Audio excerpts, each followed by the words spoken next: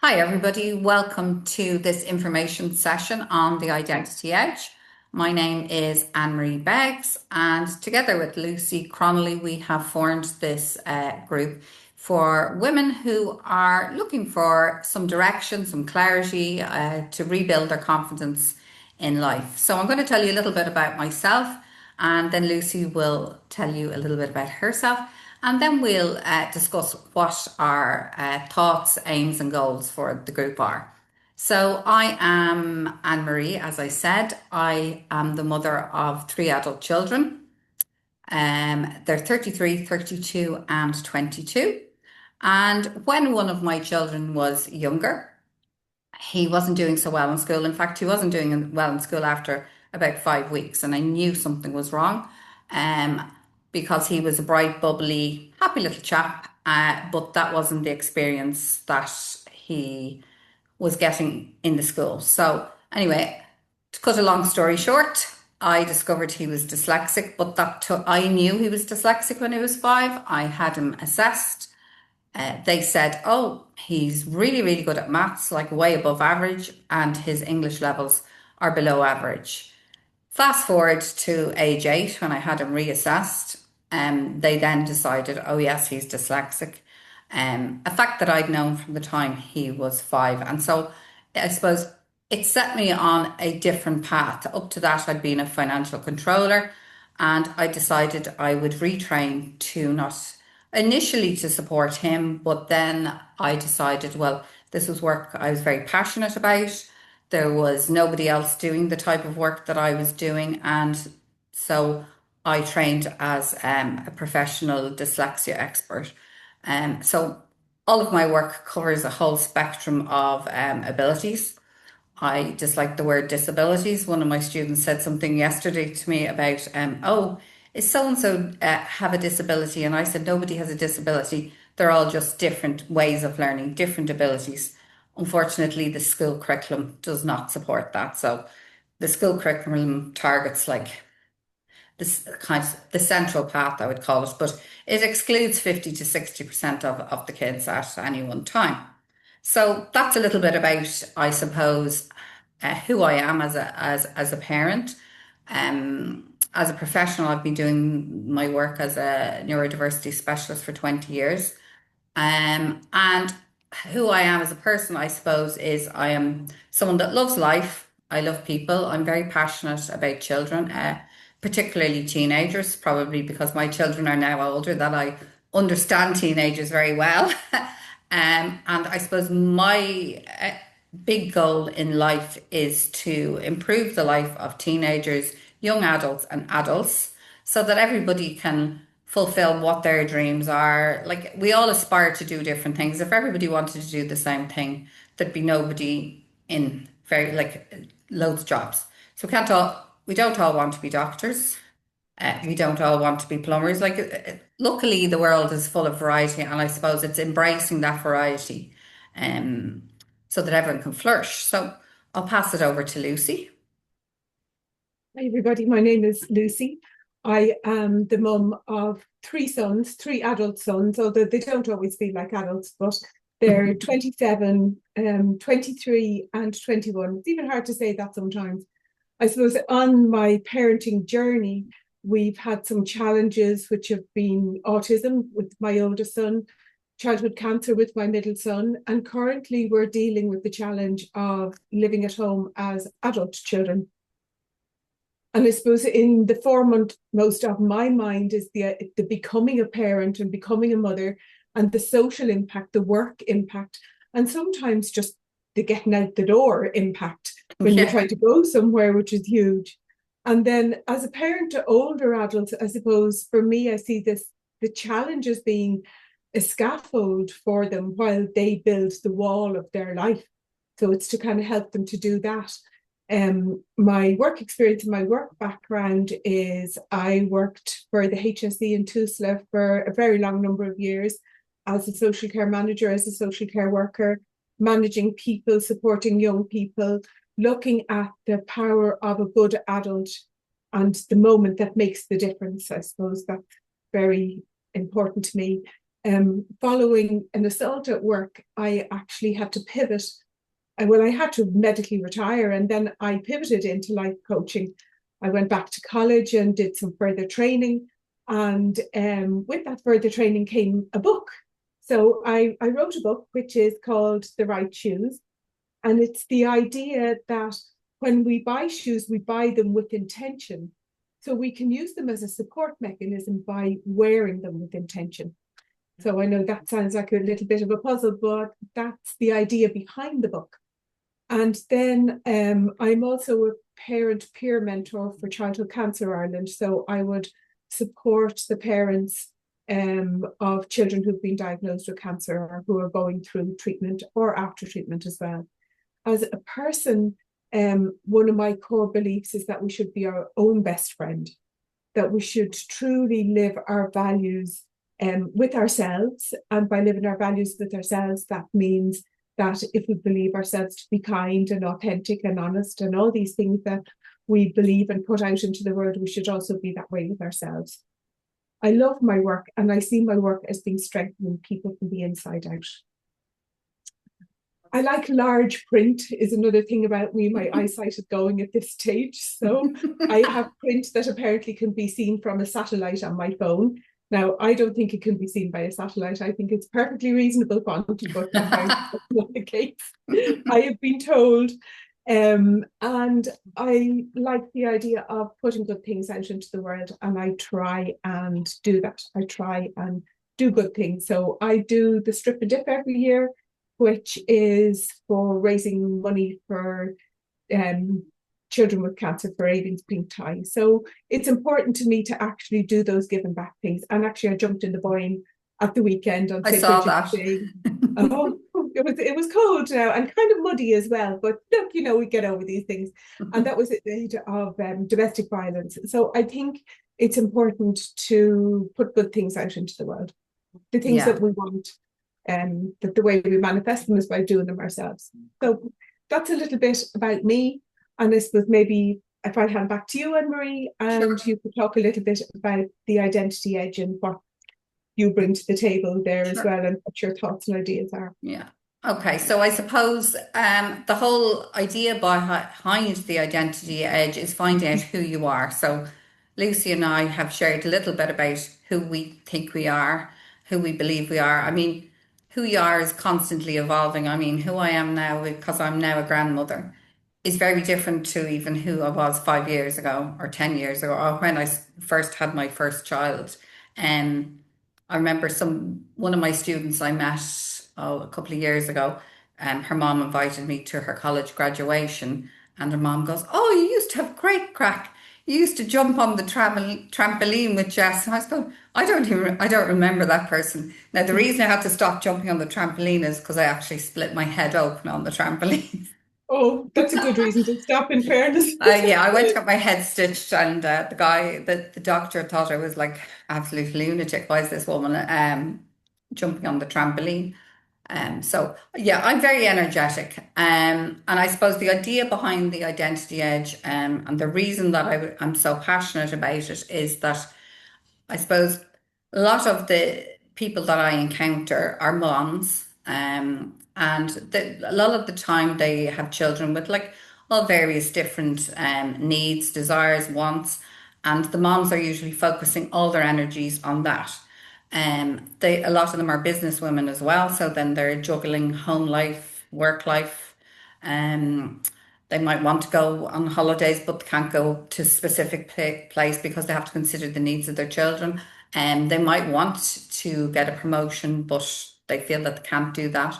And I think women in general throughout their lives, there's different, not, yeah, hurdles, but also then sometimes you give up opportunities because you think, well, maybe it's not the right time, or I'm not good enough, and I think when you have children, you lose a little bit of confidence if you leave the workforce and then you go back, or if you have a bereavement, or if you change career. So I think sometimes people don't always take all the opportunities that might be available to them because they're afraid. I mean, I know that from personal experience. I'm like pretty good at pushing myself, but I used to be very quiet and so I'd say, well, or I don't know enough about that, and this person's very impressive compared to me, and so I think it's trying to uncover what it is that you as a person want.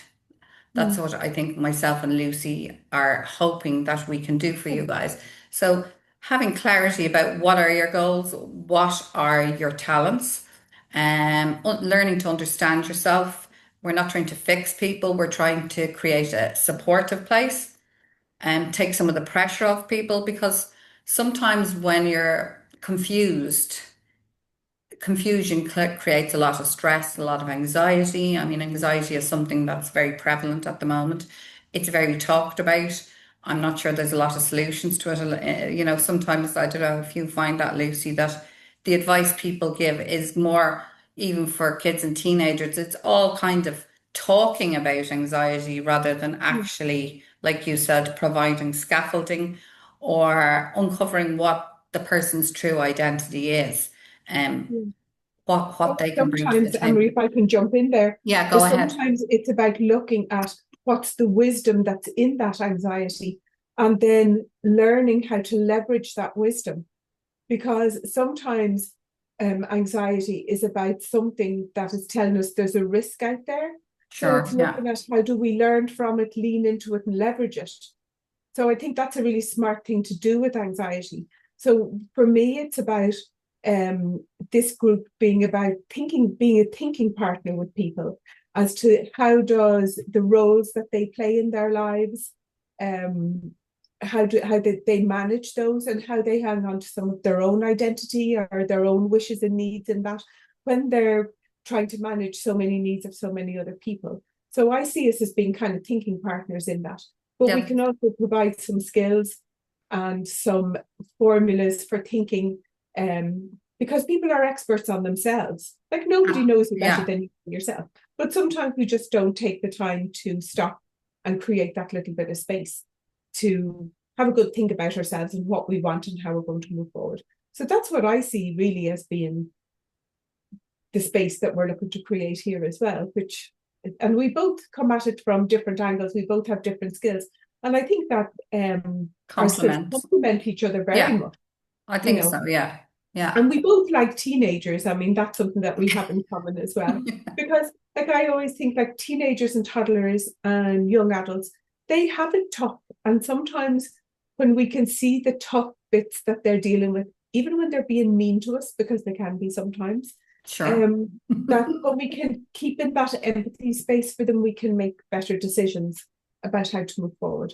So Yeah. it's how we kind of help people look at some of the stuff that would be useful for them to look at. And it's supposed to be open as well for what people bring to us as being, I was I'd going like to us to say have a that. look at Yeah. this. Like within Mm, a group, there's like all, like you were talking about wisdom. Within a group, there's all different yeah, types of wisdom. absolutely. Like you can get wisdom from, like, I get a lot of wisdoms from some of my teenage clients because obviously they're far more skilled in some areas than I would be. And they're Technology, as we said earlier, what? Yes. when we And were they're fighting with also the Zoom earlier. like very knowledgeable about like the environment and the world around us. Yeah, And so within a group, everyone's going to have different skill sets, different areas of wisdom, like you said. And yeah, I mean, all of that helps each other rather than like when you're on your own. I've done a lot of work, and so has Lucy, I know, on developing like what is my identity, what do I really want to do with mhm, my life. Um, and so, but sometimes when you speak to somebody else and they it kind of reflects back and you go, oh, I actually never thought about that. Like I yeah. remember when I was doing my training, somebody came in and said to me, "You're very ADD. Did anybody ever tell you that?" And I was going, "No, no." But things like that. I mean, I didn't take it as offensive or anything. I chatter a lot. I know that. Um, but I suppose even if you are neurodiverse, like looking at what are the positive characteristics of being neurodiverse. So whether you're autistic, whether you're dyslexic, dyspraxic. I mean, most people I meet are, somewhere along a very long spectrum.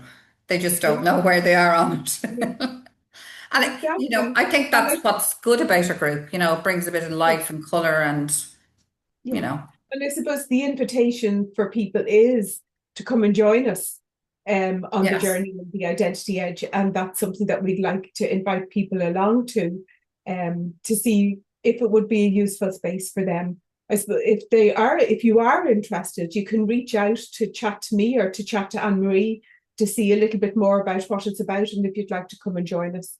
Yeah. So that's So I'm going to just briefly go through what it is that the Identity Edge is about. mhm. So I'm just checking my notes so I get it all correct. So we will have monthly online sessions, which will be 90 minutes long. And either myself or Lucy or both of us will lead each session. But there will be like a large element of collaboration between the people involved as well. There will be two expert master classes, one from myself and Lucy, which will be pre-recorded so that you can access them at any time that you want. The live sessions will also be recorded for people who can't make it, or if you want to watch it back, because that's always useful. I think sometimes when you chat, you might not always take in everything that was said. And we're going to do some weekly newsletters, which will have supportive information, maybe recommendations of books, maybe recommendations of podcasts, or Or any a fun ideas that we think are exercise for going to the be week, even. supportive. Yeah. Yeah. Or a fun Um, exercise for the week, I think, just to get people thinking. exactly, Yeah, Lucy. Rather than you sitting there going, oh, yeah, well, have another thing in a month. So little yeah. tasks to keep you on track, I think, are always beneficial. You will also get for the first 10 participants a copy of Lucy's book, which she showed you earlier, a copy of either my book, A Bridge Between Two Me's, or Healthy Mind, Healthy Body. So different people might be interested in different books. So I always think it's better to let people choose the one that appeals most to them. And we're hoping for March to have an in-person meetup for International Women's Days during March. So hopefully that one will be in person. It mightn't be a huge thing. It might be a cup of coffee somewhere. But our first meeting is on the 16th of February at 7 o'clock, and that one will be online. And when I send out this video, I will put And all the that's details. Monday, isn't it, Anne-Marie? Let me double check. I have my calendar here.